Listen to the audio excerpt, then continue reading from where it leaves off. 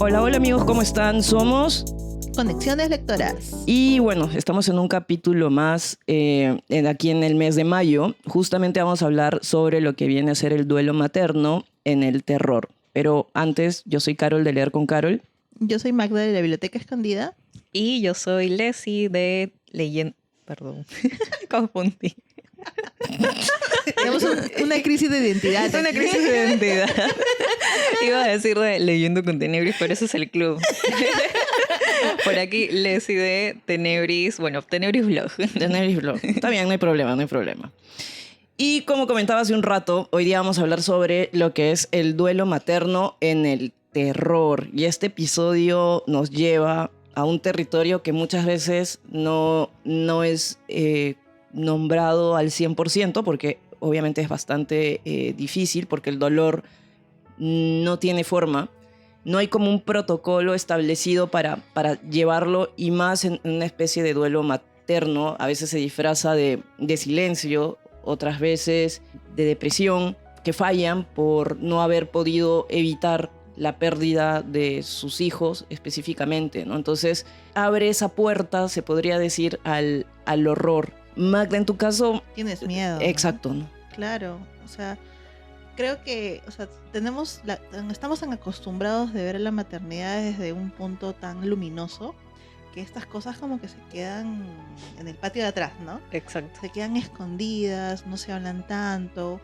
Y es importante porque en la maternidad es parte, o sea, muchas cosas pueden pasar, ¿no? Exacto. Yo como madre experimenté esto desde los primeros meses, desde que me enteré, porque como toda persona empiezas a curiosear, ¿no?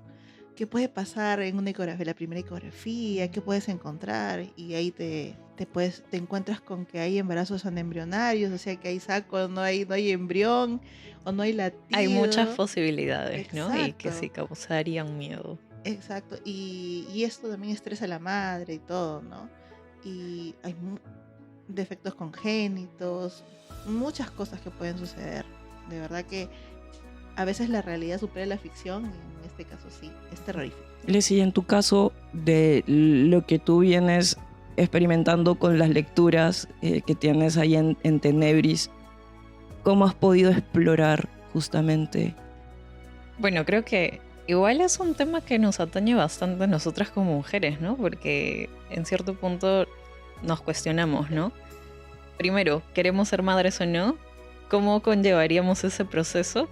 Y claro, nosotras como lectoras y consumidoras de la ficción recibimos muchas historias y todavía, como decía Magda, es un tema tabú, ¿no? En general, ¿no? Porque estamos hablando no solamente de la maternidad, sino del duelo, ¿no? Eso quiere decir la pérdida del hijo, de la hija, y no necesariamente hablamos desde el lado más biológico, también con otras figuras, ¿no? Y creo que eso es lo interesante. Ahora, el duelo dentro del terror, como mencionábamos, puede ser el paso a una exploración de un espacio doloroso, ¿no? Donde quizá hay tantas emociones que o solamente las pasa la madre o las comparte, ¿no? Con su entorno, pero se crea como esta oscuridad, ¿no? Por eso decimos que es como pasar, hay un antes y un después definitivamente, ¿no? Y es pasar como este umbral a algo que se desconoce, pero también es un camino muy oscuro, ¿no? Entonces creo que... Nunca se está lo suficientemente preparado. Exacto. Para un escenario de ese tipo, ¿no? Tal Perder cual. un hijo. Recuerdo esa frase de o sea, normalmente los padres son los que fallecen antes de sus hijos, no al revés. Exacto, ¿no? ¿no? Y hay ese tipo de escenarios. Y creo que también es darle este simbolismo, ¿no? Este portal que abre una grieta justamente entre lo real y lo imposible, ¿no? Y bueno, aquí tenemos como centro sobre todo a la madre, porque está clarísimo que también lo pasan los padres. Hubo otras figuras que tienen como esta relevancia, ¿no? Pero aquí la madre está atravesada por la pérdida, ¿no? Y queda como un estado en el aire, como liminal, ¿no? Donde todo puede suceder. Y creo que el duelo igual puede tomar como cierta presencia incluso, ¿no? Desde el terror. Y recuerdo que una de las primeras historias que se me venía a la mente era Los Otros, Ujú. The Others, ¿no? Del 2021, dirigido por Alejandro Amenábar. ¿Recuerdan esa peli? Sí, sí, sí. Sí. Sí, sí, sí. Fue todo un boom en su momento. Sí, claro. Y bueno, creo que esa historia está perfecta porque más allá del tema fantasmal, porque esa película como que se encasilla un poco en esa temática, es la figura de esta madre que justamente él convierte en duelo en toda una situación desde otro plano, ¿no? Y es como esta película que aquí sí es un poco de spoiler porque es para verla la primera vez y tener ese gran impacto, pero si nos ponemos a analizar, justamente habla sobre el duelo, ¿no? Es una madre que vive con sus hijos en una casa aislada y está convencida de que está embrujada, ¿no? Pero poco a poco la percepción de la realidad se desmorona, ¿no? Y bueno, ahí está este giro que revela que el duelo puede distorsionar la realidad. Lo cual, yo me acuerdo de haber visto esa película y de verdad, o sea, tú empiezas toda la película y estás pensando en otra cosa, ¿no? Ujú. Tal cual, piensas el que es final, una ¿no? apariencia que está ahí acechando a la familia, ¿no? Que en este caso es la mamá con sus hijitos. Y cómo ella los protege justamente Exacto. de estas entidades, ¿no? Sí. Claro, y luego vemos esta gran revelación de que en realidad al final quien asesinó a los niños, sorry por el spoiler, fue la propia madre, que pues en un momento de desesperación al saber que su esposo había fallecido, y de hecho hay un reencuentro también con el esposo, Exacto. pero ya están en este otro plano, En el ¿no? otro plano, Y sí. tienen como este reencuentro de alguna forma feliz, pero también triste porque ella justamente entra en razón, ¿no? De que ella misma fue quien eliminó a sus propios hijos. A sus ¿no? propios hijos. Pero es bastante fuerte esa parte, ¿no? Y pues, a mí lo que me hace pensar es, en este caso vemos una madre que asesina a sus hijos, pero también tenemos madres que pierden un hijo y tienen hijos vivos y se quedan en medio de esa tortura y termina convirtiéndose a veces también en una película de terror. Y muchas mujeres lo que hacen es, en este caso, pierden completamente su identidad, ¿no? O sea, no saben, o sea, se pierden entre el pasado, entre el presente, se pierden entre el hijo que murió, el hijo que está vivo, entre el amor y la posesión hacia los hijos también que están vivos, porque no terminan identificando lo que les está pasando y a veces no se reconocen tampoco a sí mismas, ¿no? Entonces no se les da ese espacio para que estas mujeres se puedan desarrollar con el manejo de todos estos dolores, ¿no? Como tal, ¿no? Y ahí voy específicamente a que no todos los duelos siempre van a ser iguales, no todos los duelos son llevados de la misma manera, ¿no? Entonces se eligen, o sea, los personajes a veces en libros, en series, en películas, como que te muestran diferentes tipos de duelos y diferentes tipos de madre. No sé si ustedes tienen algún ejemplo ahí que hayan leído o visto sobre estos diferentes tipos de duelos. Por ejemplo, y aquí creo que voy a coincidir con algo que hemos leído con Leslie, este duelo es particular porque es algo que no es habitual, ¿no? Esta madre, es el cuentito se llama El último verano, Claro, de Amparo Dávila. Dávila. Ujú. Gran cuento. Sí, y es corto pero Cortísimo. potente. Aquí tenemos a la protagonista que ya ha tenido varios hijos, vive en una situación precaria y está embarazada de nuevo y no quiere tener ese bebé. Y para su buena o mala suerte tiene un aborto espontáneo, ¿no? Y entierra a este niño y la culpa la empieza a... Le embarga totalmente. Exacto, ¿no? Y es un duelo extraño, ¿no? Porque ella no lo quiere, pero a la vez se siente culpable de todo lo que ha pasado y empieza a alucinar que este niño viene por ella, ¿no? Sí. Es un cuento bien, o sea, sí es fuerte. Creo que es de los pocos cuentos que, por lo menos con los que yo me he topado, que justamente tocan este tema, ¿no? Y a un nivel fantástico, ¿no? Quizá no terrorífico, pero sí hablando justamente de esta temática, ¿no? Del duelo como umbral a algo más allá, ¿no? Y aquí también algo que me resonó bastante es que, como decía Carol, ¿no? Era una mujer, o sea, nos presentan una mujer que ya ha tenido, o sea, ya es madre, ¿no? Ya ha tenido muchos hijos, no es su primer embarazo, y en cierto momento ella también tiene todo el derecho de cuestionarse, ¿no? Yo deseo ser nuevamente madre, ¿no? No recuerdo detalles bien del cuento, creería que ella es una persona también mayor, ¿no? Y recuerdo mucho la figura del esposo, ¿no? Que prácticamente ella se sentía como obligada a tener un hijo más, ¿no?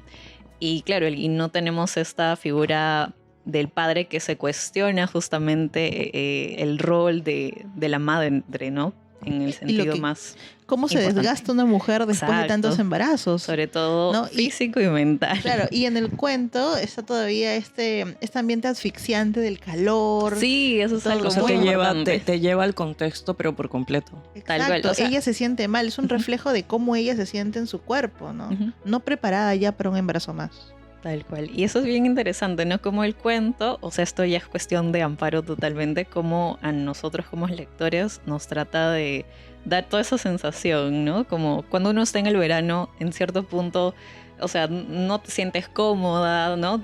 Todo es como, no sé, como muy sofocante, Ujú. creo que esa es la palabra. Ese fastidio. Yo quería traer a colación, y pasando ya a otro, este es un libro y una película. Tenemos que hablar de Kevin. En el libro de Lionel Shriver, acá nos habla sobre Eve. Se puede decir que esta señora vive un duelo de manera paradójica, ¿no? Porque tenemos contextos bastante fuertes.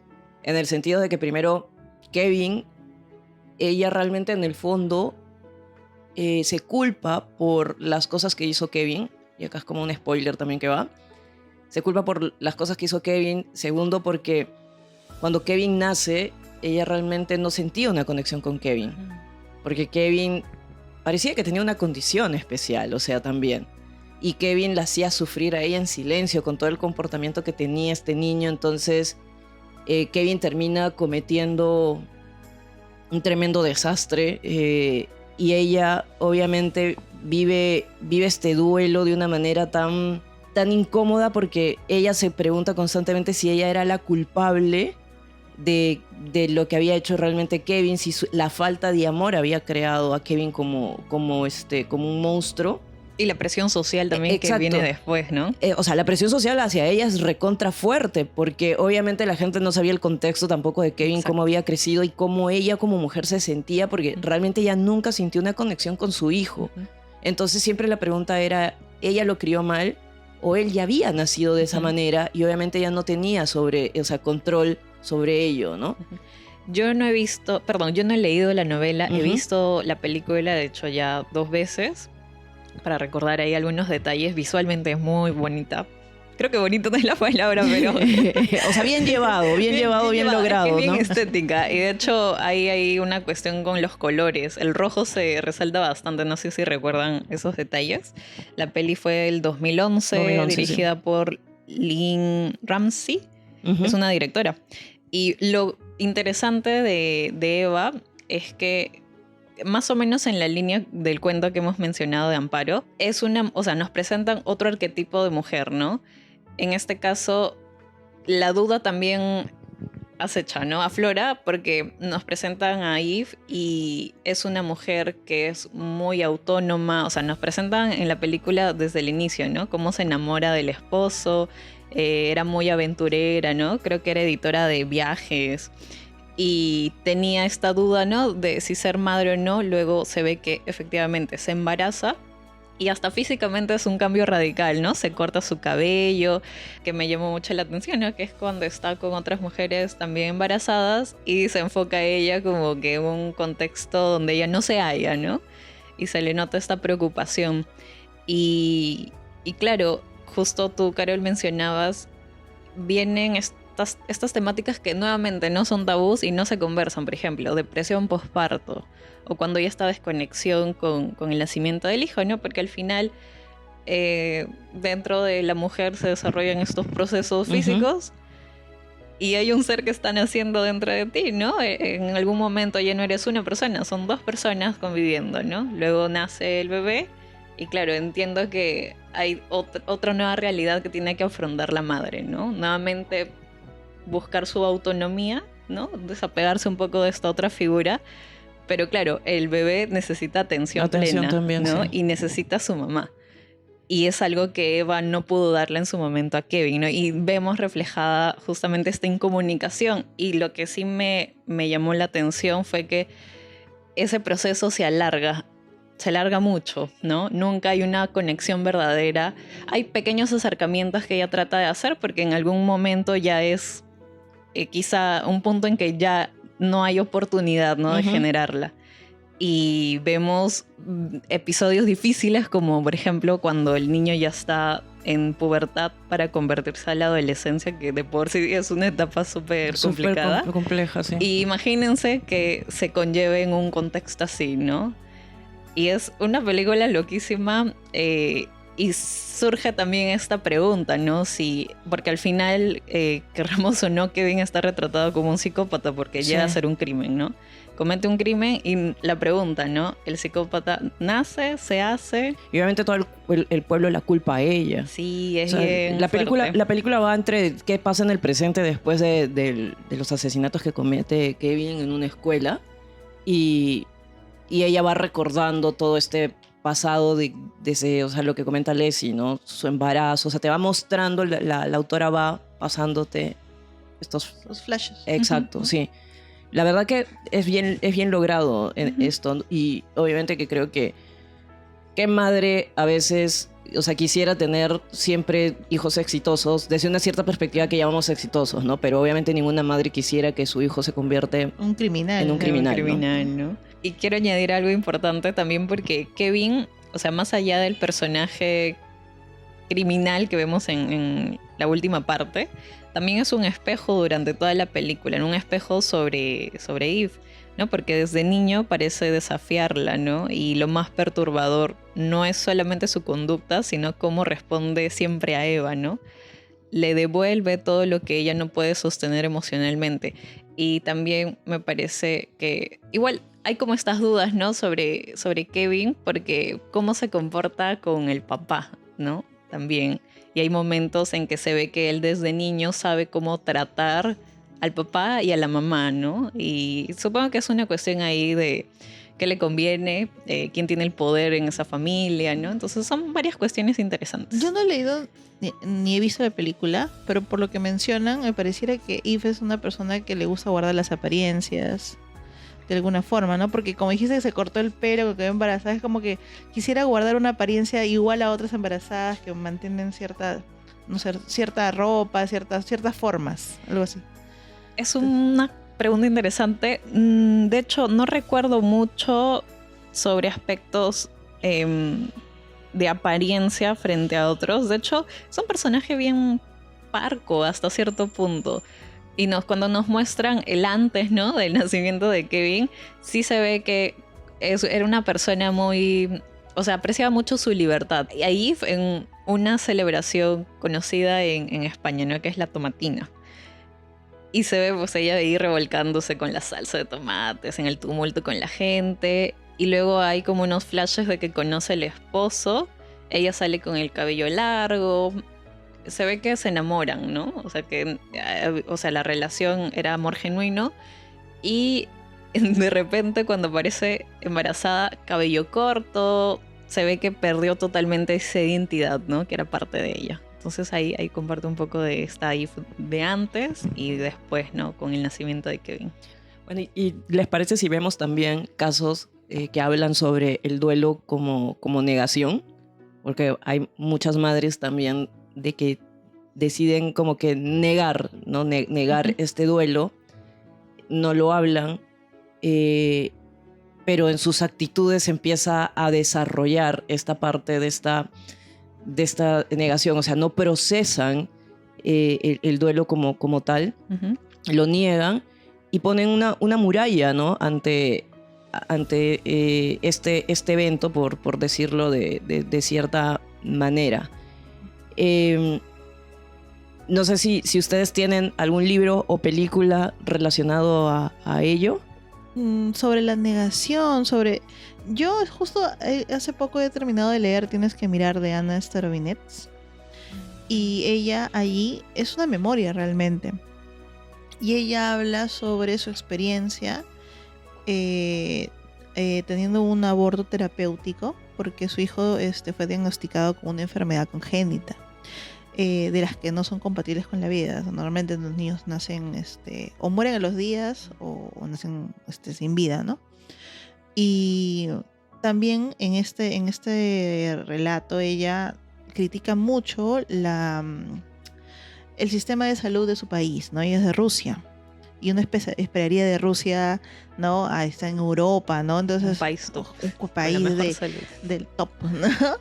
Uno esperaría algo más, ¿no? Pero realmente hay mucha desinformación sobre el aborto terapéutico, que podemos esperar en Perú, pues, ¿no? Si en Rusia es así. Ella sufrió mucho maltrato de parte de su salud, tuvo que ir a Alemania a hacerse este tratamiento, que el trato fue muy distinto, pero cuando ella se somete a este procedimiento, y deja a su hijo en Alemania, pero no se lo lleva, lo dejan ahí, él lo entierran en una fosa común con niños más o menos que también han nacido así, con alguna enfermedad o murieron al nacer. Es un periodo oscuro en su vida, ¿no? Porque ella no logra encontrarse, ¿no? Está totalmente negada. Es más, no come, no duerme, no quiere que le dejen de hablar de ciertas cosas. No, quiere hablar de esto, pero no puede porque pareciera que su entorno se ha cerrado al mejor no le decimos nada. ¿No? Se vuelve es como si no pasó. Pero su hijo existió. Entonces ella como que no se halla en ese preciso instante, ¿no? Y luego se le ocurre que en medio de toda esta locura quiere tener un otro hijo. Interesante. Y eso es muy fuerte, ¿no? Porque, o sea, tú desde otro ángulo le ves todo lo que está pasando y no puedes entender por qué ella quiere otro hijo, ¿no? Pero ella se siente en todo el libro que está vacía. Su duelo es así, o sea, es como si al haberle quitado a ese niño la hubieran dejado totalmente vacía, ¿no? Sin nada más que ofrecer al mundo. Qué fuerte. Es una historia muy, muy fuerte, es un libro corto. Lo publicó de Impedimenta. Este libro salió en el 2021. Es una experiencia que yo tuve en el 2012, si no me equivoco. Y de verdad que refleja muchas cosas, ¿no? Refleja el tabú de las personas las madres que se ven obligadas a abortar. Y también en el paso de la negación, por ejemplo, está el tema de que te dicen que tu hijo no va a nacer bien, que lo más recomendable es el aborto, pero tú como madre estás en busca de una segunda, tercera, cuarta, quinta opinión porque no quieres aceptar que vas a tener que pasar por esto, ¿no?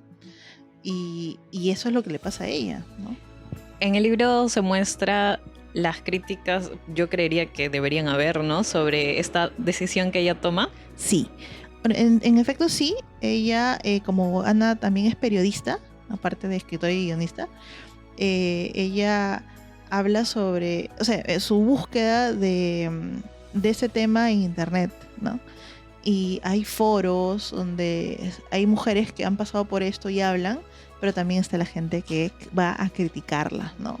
Tachándolas de personas del demonio, madres naturalizadas que no merecen haber jamás sido bendecidas con un niño y N barbaridades más, ¿no?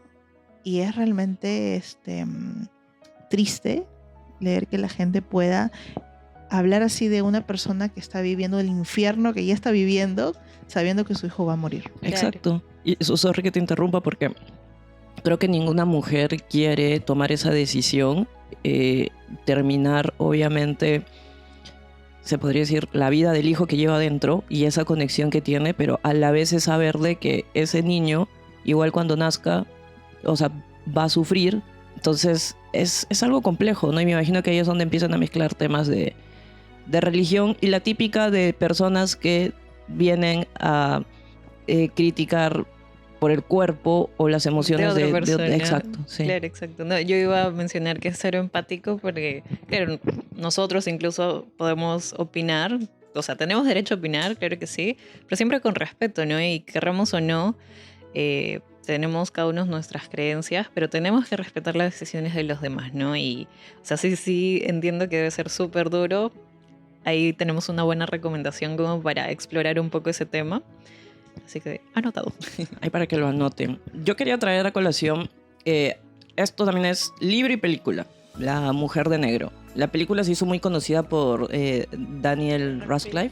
O sea, la verdad que yo vi la peli justamente por el actor. Por nuestro querido Harry Potter. Harry Potter versión gótico. Versión gótica. Eso, es que me llamó la atención ese papel que él decide tomar, ¿no? Ahora, de lo que sé del libro, obviamente la peli cambió el final, pero... Cambió varias cosas, la verdad. ¿Tú has leído el libro? Sí, yo sí leí el libro. Ok, entonces, no sé si tú nos puedes dar contexto sobre el libro que escribió Susan Hills. Sí, el libro se publicó en el 1963, y... la película cambia varias cosas, ¿no? En el libro, por ejemplo, vemos que el protagonista está contando una historia de miedo basado en sus propias experiencias, visitando esta casa que me encantó cómo lo pusieron en la película porque es tal cual el libro. Es una casa victoriana, ¿no? En medio de la... Marismas. O sea, pero a mí, o sea, la casa es interesante, pero lo que más me llama la atención es la niebla. Porque la niebla tiene un gran contexto en todo esto, ¿no? No sé si tú por ahí... A mí lo que me llamó mucho la atención es esta idea de que es una casa que está ubicada en una zona que es inundada todos los días. Entonces llega un punto en que en un momento no puedes salir de la casa, ¿no? Entonces te crea este sentimiento de opresión, de claustrofobia en este lugar, ¿no? Pero a la vez la niebla... Visibilidad, exacto. Exacto, o sea, pero hay algo que no te deja ver claro las cosas. Entonces, a través de la niebla tú puedes ver espectros si deseas, ¿no? Uh-huh. Y de noche, cuando ves niebla, ya te lleva a un entorno más lúgubre. De lo que nos habla en sí la historia como tal, te habla sobre Janet. Pero sí, ella Ella tiene un duelo. Ella tiene un duelo. Un duelo exacto. negado. Exacto, Uh-huh. sí. Un duelo que se vuelve... Venganza. Casi venganza, ajá, exacto. ¿No? Porque tenemos aquí esta protagonista que ha perdido a su hijo en una situación complicada. Ahora, es interesante ver el desarrollo que tiene Janet. Janet es esta mujer que tiene un duelo negado, que no lo quiere reconocer y que se convierte en sí como una especie de venganza. Exacto. Es una figura fantasmal que se vuelve una leyenda en el pueblo, ¿no? Porque cada vez que ella aparece va a venir la muerte de un niño. Uh-huh.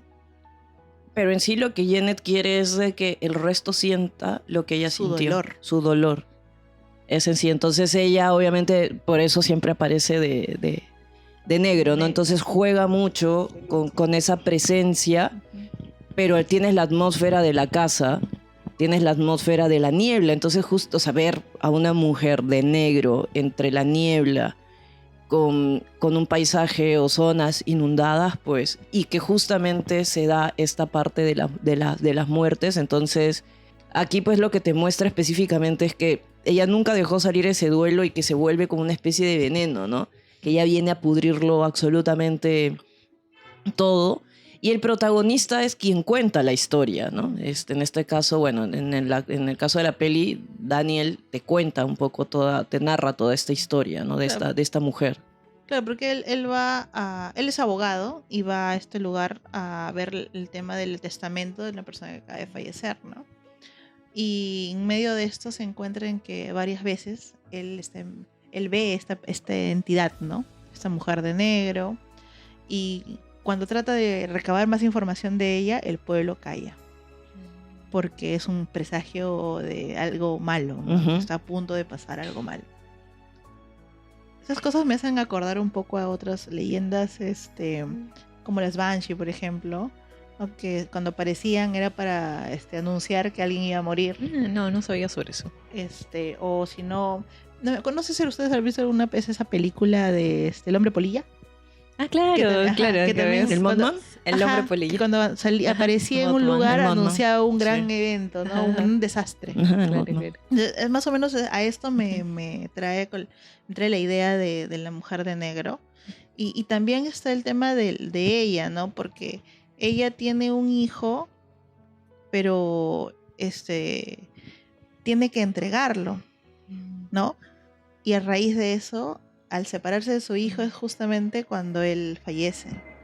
Y entonces ahí también es el sentimiento de venganza, porque es la sociedad la que la separa de su hijo y al final su hijo ni siquiera pudo sobrevivir, ¿no?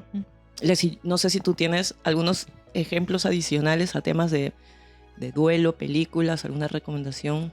Sí, de hecho, justo con Maja estábamos recordando Mama, peli del 2013, dirigida por Andrés Muschietti, el que dirigió también estas pelis, las últimas de It, es el mismo director. Y también más o menos va en esa misma línea, porque habla de Mama, la historia es de dos niñas que sobreviven en el bosque bajo el cuidado de una entidad maternal, ¿no? Esto es como lo peculiar. Y cuando son rescatadas, la presencia no las abandona, ¿no? Las sigue a este nuevo hogar que conforma junto con su tío y su novia. Pero la figura materna se vuelve aquí posesiva y espectral, ¿no? Nuevamente, un espectro tratando... Es así como la leyenda de la Llorona, pues, ¿no? Que... Ay, mis hijos, ¿no? Algo le pasó, se le murieron, los raptaron, los alejaron de ella. Y es este ser, una madre que está buscando nuevamente esta conexión, ¿no? Casi siempre, el fin de la aparición de este espectro es que se pueda reunir con, igual, ¿no? El espíritu del hijo que en algún momento falleció. Y bueno, aquí la entidad de Mama o mamá, ¿no? Es como esta representación de este amor que no suelta, ¿no? Es bien peculiar porque, claro, la entidad es monstruosa. Nos muestran este fantasma así que se contorsiona y hace un sonido horrible, así bien gutural. Sin embargo, es cálida con ella. Pero exacto, tiene como este lado amoroso, ¿no? Con las niñas. Y recuerdo que una de ellas necesitaba lentes para ver, ¿no? Y eso es algo también bien peculiar porque, claro, físicamente no hay forma de que las niñas hayan podido acceder a, no sé, pues ese trato con la entidad, pero la mayor, me acuerdo que era, digamos, la mayorcita en el sentido de tenía cierta claridad de lo que estaba sucediendo, ¿no? Y tenía... Más apego también. No, la chiquitita era, la pequeña, su hermanita menor. Y en algún punto, pero algo interesante también es recordar que estas dos niñitas, una era mayor que la otra, tendrían que 10 años y la otra que 3 años por ahí, ¿no? Sí, era bien chiquita. Y una de ellas, la mayor de hecho, necesitaba lentes para ver y cuando conocen esta entidad, la niña justamente pierde sus gafas.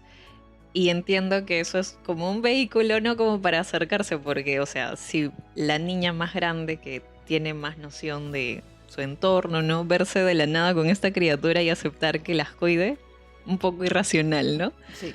Entonces, ahí me parecía interesante. Y el comportamiento de las niñas, ¿no? Que creo que eso ya lo hemos visto en algún momento en otras películas, ¿no? Cuando pequeños de la nada, o sea, por A o B, tienen que crecer en la naturaleza, ¿no? Con total libertad y adoptan como actitudes un poco más animalescas. Sí. ¿Y qué tal te pareció esta peli? A mí me gustó bastante porque juega también con ese tema del como que los niños son propensos a los amigos imaginarios a veces, entonces como que se confunde al principio eso, ¿no? Las niñas tienen a alguien que se han inventado ellas, ¿no? Pero luego empiezan a aparecer cosas, por ejemplo, que las niñas están riéndose mucho, ¿no? Y parecieran que están jugando con algo y en eso una es como si la estuvieran levantando en vuelo. Tal cual sale así en el aire y claro, cuando viene, por ejemplo, la novia, ¿no? Porque claro, le parece extraño que las niñas estén como muy animadas, sabiendo el contexto, ¿no? de que fueron abandonadas, ¿no? Ah, o sea, se ve que eran unas niñas oscuras en cierto modo. O sea, ellas las adoptan o van a una casa, algo así, o... Lo que pasa es que la historia es bien interesante, ¿eh? Se sitúa en los 2000, 2005, cuando hay esta gran crisis económica financiera. Los papás de las niñas trabajaban en este sector y el papá es quien, en la desesperación, porque parece que todos sus negocios fracasaron, asesina a su esposa y algunos socios. Wow. Entonces se ve en las primeras escenas que él está, o sea, saca a las niñas, va en su vehículo, el señor, o sea, súper triste. Primero uno pensaría, no, fue porque la mamá falleció, pero luego como que conectas las ideas, ¿no? Y es por eso. Y está tan desesperado, no hace caso a las niñas, que es en el camino, en una carretera, que se despistan y caen como un abismo, ¿no? Una zona boscosa. Sobreviven milagrosamente y el papá comienza a llevarlas, ¿no?, por el camino. Encuentran una casa abandonada y él ahí desesperado se ve que toma nuevamente la decisión de matar a su hija, a la mayor. Le dice, ¿no?, como mira por la ventana. Para esto ella menciona en algún momento, mira papá, hay alguien afuera. No le hace caso. Y cuando está a punto de dispararle, aparece mamá, ¿no? Esta presencia lo envuelve y lo mata. Lo desaparece, ¿no? Y la niña queda sin lentes, quedan las dos solitas, ¿no?, con su hermanita.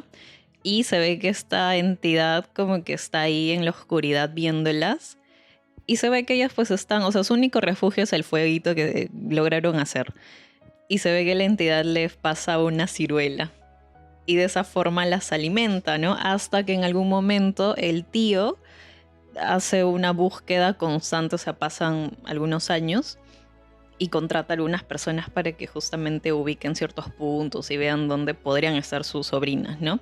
Hasta que dan con ellas y son dos señores que van al lugar. Y las niñas están todas así en cunclillas, como animales, pues, ¿no? Comienzan así a arañarles y bueno, al final se ve cómo son insertadas nuevamente en la sociedad, ¿no? Pasan por especialistas, psicólogos, psiquiatras.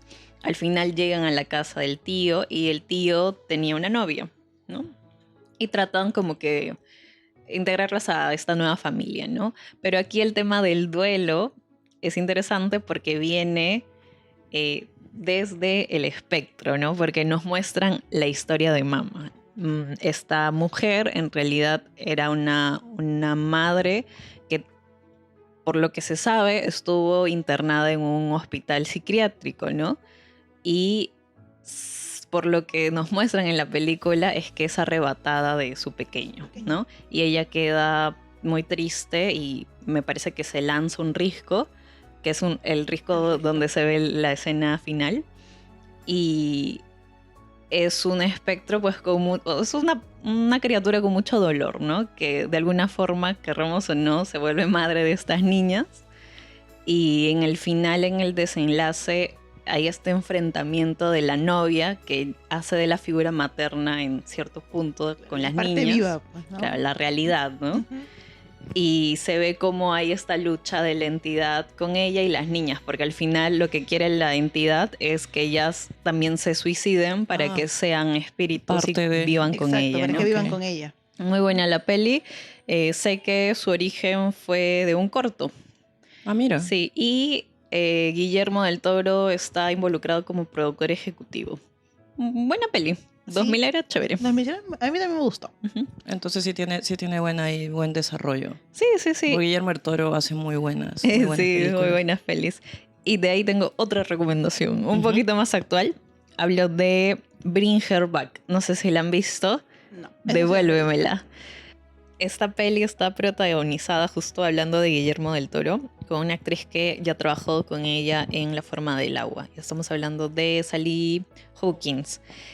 Y esta película es bien interesante porque, Carol, creo que tú mencionaste al inicio cuando se maneja el duelo de forma repetitiva, ¿no? Cuando este dolor, digamos, no transitó y se quedó en el mismo espacio, ¿no? Que, bueno, en este caso la madre le dio acogida, ¿no? Y la historia, para esto ya mencioné que es una peli reciente dirigida por los hermanos Filippo. Y la sinopsis va así, ¿no? Tras el fallecimiento de su padre, dos hermanos son adoptados por una mujer que vive en el bosque y cuyas actitudes les generan sospechas, ¿no? Y es bien fuerte esta película, o sea, no solamente a nivel visual porque hay mucho gore, sino también por los temas. Y la película inicia ya con un duelo y es los niños perdiendo a su padre. Se ve que su padre tenía algunos problemas. No recuerdo si fue por suicidio, la verdad. Ah, ya me acordé. De hecho, entre comillas, un suicidio, pero también el padre tenía problemas de salud. Y además, más adelante, vemos que aparentemente quien tuvo que ver con el homicidio fue esta mujer, ¿no? De forma medio indirecta, porque la película también nos habla ahí de, digamos, espiritualidad, pero en el sentido más macabro. Hay unos rituales, porque el gran objetivo de esta mujer, que luego se convierte en madre adoptiva, los niños llegan no a una casa hogar, sino a una casa, o sea, su casa de ella, ¿no? Ella acogía a otros niños.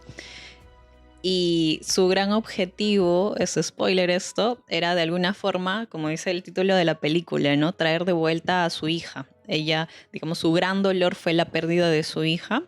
En algún momento de la película vemos cómo fallece y por qué se siente tan culpable. Y es loquísima en la película porque incluso algo también interesante es que en la película a nivel estética, podríamos decir, y de hecho se ve en el póster que hay como este círculo y que en algún momento también se ve de forma ritualizada y es justamente este dolor, este trauma cíclico, ¿no? Que la protagonista no deja pasar, ¿no? Porque lo que hace es, de alguna forma, creo que en internet, no recuerdo mucho, encuentra como un espacio donde hacen cierto ritual prometiendo justamente eso, ¿no? Traer del más allá a un ser amado, ¿no?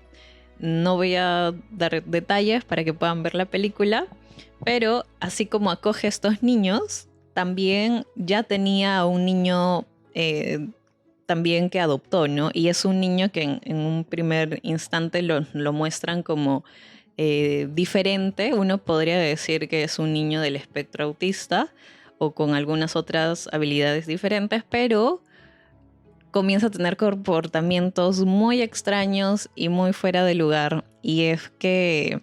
Y ahí viene el gore. Se hace cortes, se ve mucha sangre, ¿no? Entonces lo dejo ahí como para que vean un poco, quizá el tráiler, a ver si por ahí son capaces de ver la peli. Pero también, ¿no? Tenemos este personaje que me pareció bien interesante y bien macabro. Y en este caso hemos estado mirando a diferentes tipos de madre que han tenido pérdidas, madres que han negado, han invocado, tratando de disolver su dolor de una u otra manera, ¿no?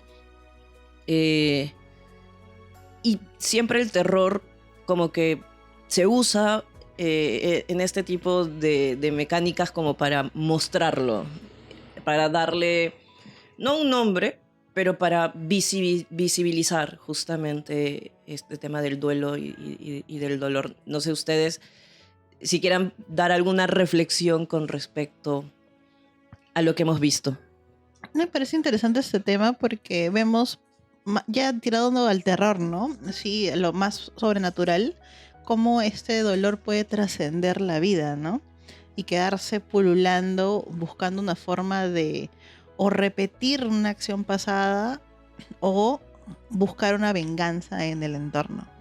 Y no solamente desde el lado más sobrenatural, ¿no? Porque, por ejemplo, con la película de Tenemos que hablar de Kevin, o sea, en general vemos estas madres o estas figuras maternas, ¿no? Como tratan también desde sus realidades afrontar este tipo de situaciones, ¿no? De por sí que ya son dolorosas, ¿no? Pero lo chévere del terror, como ya lo he dicho varias veces, es que nos permite mostrar esa misma realidad, pero desde otros puntos de vista, ¿no? claro, muy oscuros, por ahí quizá perturbadores incluso, pero ahí está, o sea, la problemática, ¿no? Y creo que nos permite justamente acercarnos, apreciar, ¿no? De otras formas de pensamiento incluso, ¿no? Y también ser un poquito más empáticos, ¿no? Porque querramos o no cuando... Y también estas historias, ¿no? Tanto pelis como cuentos, como libros, de alguna forma nos invitan a acercarnos y a conocer esas historias para justamente, creo yo, empatizar, ¿no? Porque en algún momento de nuestras vidas nos vamos a encontrar, o espero que no, nosotras mismas, personas que conozcamos a nuestro alrededor, ¿no? O que conocemos a algún familiar, ¿no? Y saber cómo justamente tocar estos temas, ¿no? Realmente, o sea, como diríamos, el terror es el medio para poder visibilizar esa parte humana. El terror solo lo que hace es le da la forma como... El tono. Ujú, exacto, como tal. Y les quería preguntar, ahora en este mes de mayo, ¿qué actividades tenemos en los clubs de lectura? Entonces, Magda, te doy el pase a ver para que nos comentes sobre Insurgentes y Matriarcadia. Sí, en mayo vamos a estar en Insurgentes leyendo como lectura secundaria a Marco y los Apeninos. Bueno, acá no hay un duelo, pero acá hay una mamá que abandona a su hijo. No lo abandona. Voy a llorar. Por su mejoría financiera se va a trabajar a otro lado. Pero él siente el pobre Marco. abandono. Me suena a la pues. historia de Marco. Es No Marco. te vayas, Es que Marco, esa es. Sí, Esa es, sí. esa es. Y como lectura principal vamos a leer un libro fuertecito que es de Doris Lessing, El quinto hijo. Wow. Ese librito es buenísimo. Yo lo leí, amé, porque justamente es esa maternidad en que tú estás feliz con tus hijos y todo eso, y de la nada aparece un hijo que no esperabas y que no se parece en nada a los demás que tienes. Así que ¿Y eso en qué fecha nos vamos a reunir? ya. La reunión insurgente es de mayo, es el 16. El sábado 16 a las 4 de la tarde se pueden conectar vía Zoom o también pueden asistir presencialmente en la cafetería Clamor Café en Jesús María. Y en Matriarcadia tenemos a Lo que no tiene nombre de Piedad Bonet, este libro justamente que habla sobre el suicidio de su hijo y todo lo que ha atravesado, ¿no? Después de este suceso. Ya, la reunión de Matriarcadia es el 28 de mayo, el jueves 28 de mayo a las 8:30 de la noche vía Zoom. Genial. Y bueno, desde Leyendo con Tenebris, que es el club de lectura de Tenebris, vamos a leer también una lectura muy temática, Cada noche a las 9 de Julian Gloag. Nuestra reunión va a ser en el sábado 30 de mayo a las 7:30 de la noche, horario Lima, Perú. Están invitados a conectarse. Bueno, para registrarse me pueden escribir a Tenebris Blog por Instagram. Y es una lectura temática porque también tenemos a una familia, ¿no? Una mamá, niños, muchos. Pero aquí viene lo interesante también. Hay una muerte, en este caso es de la madre, y los niños tendrán que saber subsistir, ¿no? Lo dejo ahí para ver si les pico un poco la curiosidad. Y nada, están súper invitados a sumarse. Y listo. No se olviden de seguirnos en nuestras redes sociales de Conexiones Lectoras, por Instagram, por TikTok. Nos pueden escuchar por Spotify, por YouTube también. Gracias por acompañarnos en este episodio. Escríbanos sus recomendaciones también. Y ya nos vemos en un siguiente capítulo. Cuídense mucho. Chao, chao, chao.